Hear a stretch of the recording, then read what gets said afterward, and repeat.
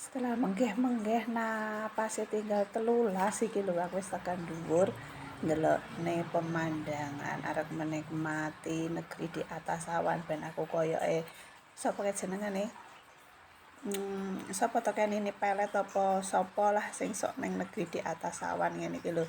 Delok sik. Eneng kae. Ke gunung. Sik tak delokne. Tak jelasne dhisik.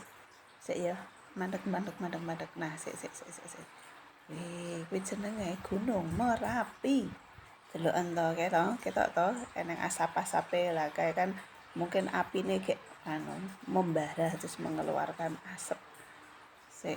Sik dinikmati dhisik engko ndak njuk ketutupan ya.